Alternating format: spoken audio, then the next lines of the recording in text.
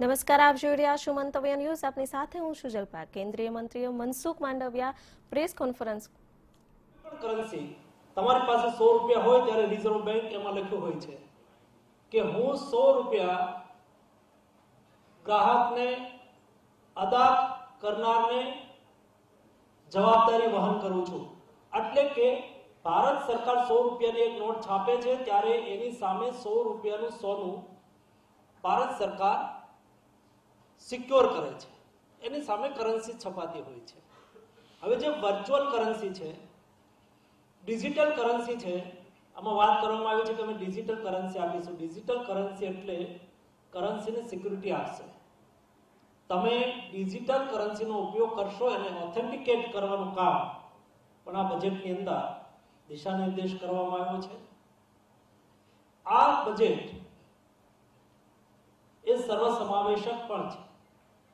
બધા જ જ્ઞાતિ, જાતિ, વર્ગ, સમુદાય ને ઉપયોગી બજેટ છે. પરિસ્થિતિ ને એડ્રેસ કરનારું બજેટ છે. આ બજેટની અંદર એક મહત્વની જોગવાઈ તમે જ્યારે બજેટના પ્રારંભની અંદર જોશો, 2013-14 ની અંદર 16 કરોડનું બજેટ હતું, એ વધીને 39 કરોડનું બજેટ થયું છે. હવે જ્યારે બજેટ વધે છે ત્યારે તમારી જીડીપી વધે છે. જીડીપી અને બજેટની સીધો સંબંધ છે. લગભગ તમારું બજેટ હોય એનાથી 9 ટાઈમ 10 ટાઈમ જીડીપી હોય. એટલે ભારત સરકારની જીડીપી ગ્રોથ વધી રહ્યો છે. ભારતે $5 ટ્રિલિયન ઇકોનોમીની વાત કરી છે કે આપણે 2000 એની વિવિધ પોલિટિકલ પાર્ટીઓએ એના માટે કોમેન્ટ કરી હતી, એ એક વાત છે.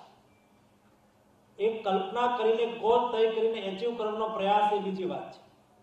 $5 ટ્રિલિયન ઇકોનોમી કરવા માટે થઈને ઠોસ એક્શન એ આવશ્યક છે. એ એક્શન કેનાથી રિફ્લેક્ટ થશે?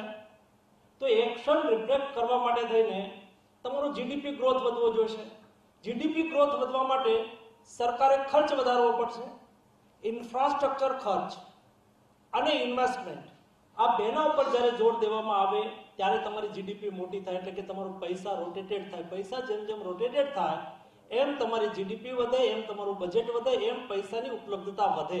પૈસાની ઉપલબ્ધતા વધારવા માટે થઈને તમારો બજેટરી ખર્ચ એ વધારવો ખૂબ આવશ્યક છે.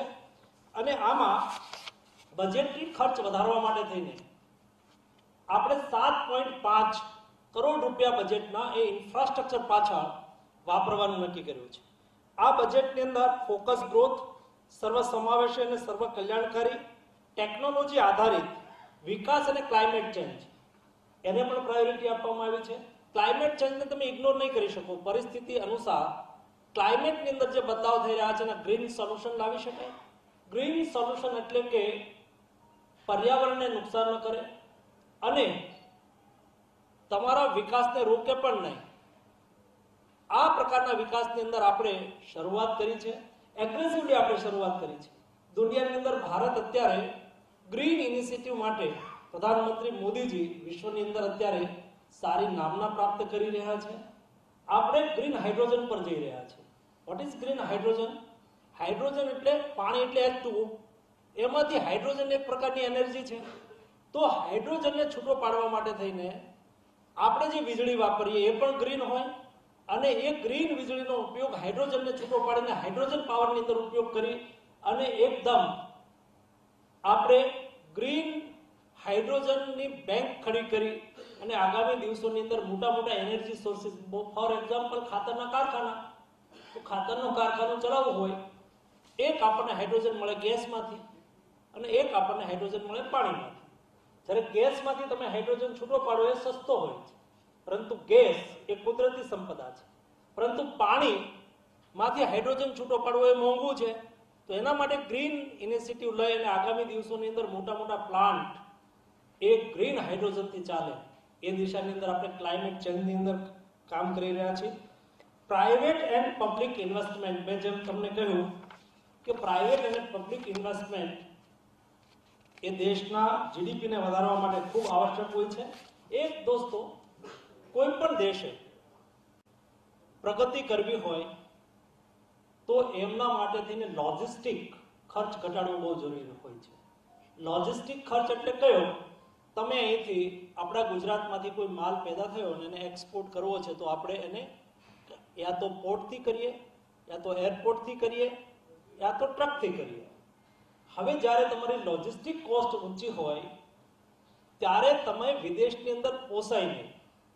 વિશ્વની અંદર એવરેજ લોજિસ્ટિક કોસ્ટ, માલ પરિવહન માટેનો ખર્ચ એ એના જીડીપીના સાપેક્ષની અંદર 9% છે, પરંતુ ભારતની અંદર 14% છે.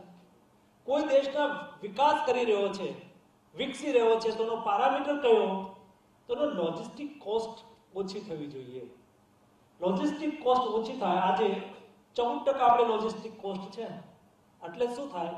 આપણે અહીંથી વિશ્વના કોઈ પણ દેશની અંદર માલ મોકલીએ તો આપણે ત્યાં ખર્ચ થાય 14% અને ઓલા 9% થાય, એટલે આપણાથી 5% એ આપણે હંમેશા એનાથી મોંઘા થાય. હવે 5% વાળા કોમ્પિટિશન વાળો બિઝનેસ તો આપણે કરી જ ના શકીએ. એટલે લોજિસ્ટિક કોસ્ટ કમ કરવી એ બહુ આવશ્યક છે. લોજિસ્ટિક કોસ્ટને કમ કરવા માટે તમે જો પ્રધાનમંત્રીજી ઇનિશિયેટિવ લીધું, તમે ખાલી આમ છાપામાં ટીવીમાં જોતા હશો ગતિશક્તિ ગતિશક્તિ ગતિશક્તિ. What is Gatishakti? ગતિને શક્તિની જરૂર છે, શક્તિને ગતિની જરૂર છે. આ બંને ભેગું થાય તો જ વિકાસ થાય. એટલા માટે મોદીજીએ કહ્યું છે કે ગતિશક્તિ. ગતિશક્તિની અંદર કે શું કરશું આપણે ગતિશક્તિની અંદર? તો આ બજેટની અંદર બરાબર સમજો તમે.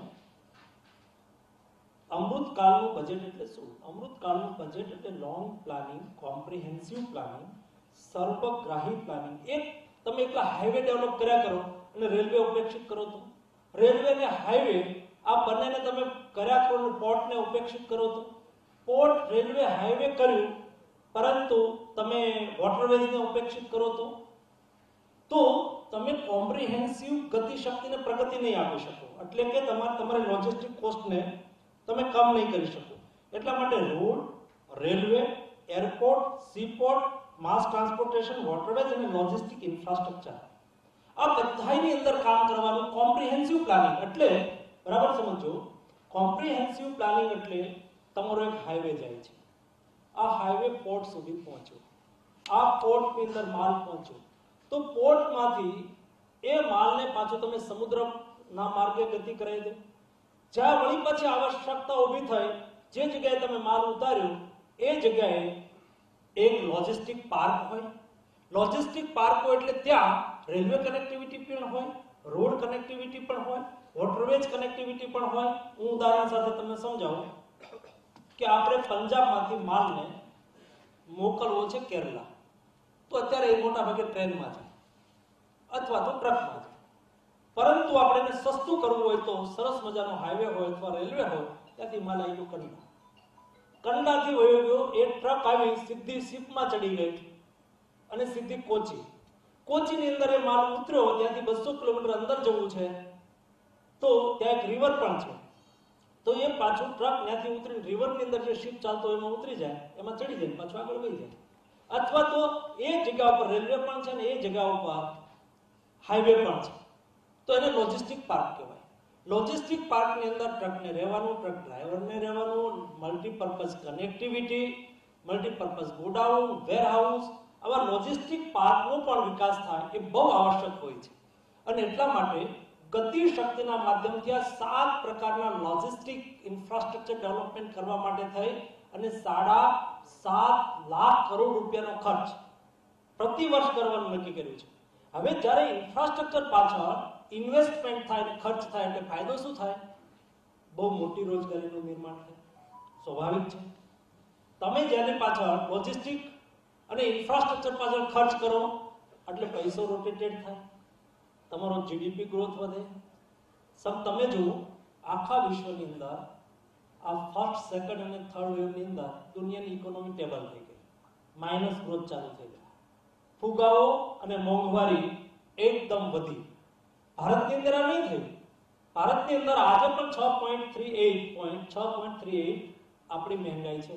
અમેરિકાની 40% મોંઘવારી છે. પરમ દિવસ રિપોર્ટ હું વોશિંગ્ટન ટાઈમ્સનો જોતો તો 40% મોંઘવારી છે ત્યાં. યુરોપ, અમેરિકાની અંદર અત્યારે ડેવલપમેન્ટ ગ્રોથ નેગેટિવ છે. ભારતની અંદર આ નહીં થયું કારણ કે આપણે લોંગ ટર્મ પરિસ્થિતિને અનુરૂપ આપણે એક્શન લીધા.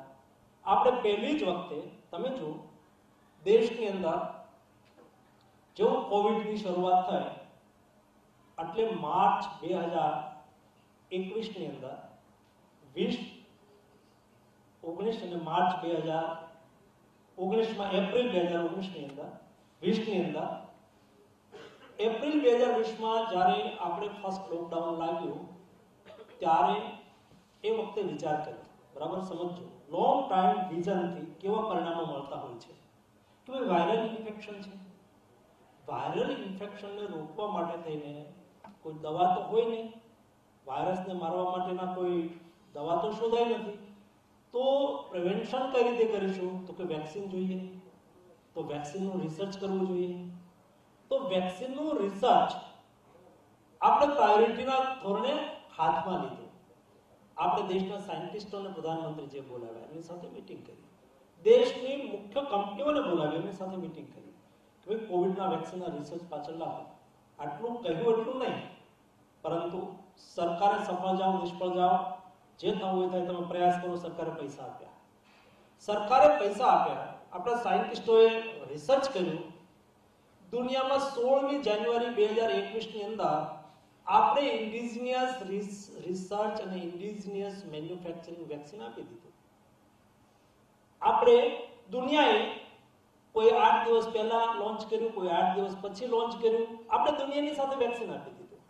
એ પહેલા પોલિયોનું વેક્સિન જુઓ, ECGનું વેક્સિન જુઓ, અનેક પ્રકારના વેક્સિન દેશની અંદર દુનિયામાં બનતા હતા, પછી 10 વર્ષે ભારતની અંદર આવતા હતા. આપણે ટાઈમલી વેક્સિન મેન્યુફેક્ચરિંગ કરીને, વેક્સિન રિસર્ચ કરીને ભારતને આપી દીધું. એટલું નહીં, પરંતુ એકદમ ગતિથી આપણે એમનું મેન્યુફેક્ચરિંગ ચાલુ કર્યું. એનું પરિણામ એ આવ્યું કે આપણે થર્ડ વેવ આવ્યો ત્યાં સુધીમાં તો લગભગ દુનિયાની સામે, દુનિયાથી આગળ નીકળી ગયા વેક્સિનેશનની અંદર. આપણે થર્ડ વેવમાં બચી ગયા. બચી કેમ ગયા? તમે જુઓ, ભારતે ફર્સ્ટ ડોઝ 96% લગાવી દીધો. સેકન્ડ ડોઝ 77% લગાવી દીધો. બ્રાઝિલે ફર્સ્ટ ડોઝ 79% લગાવ્યો.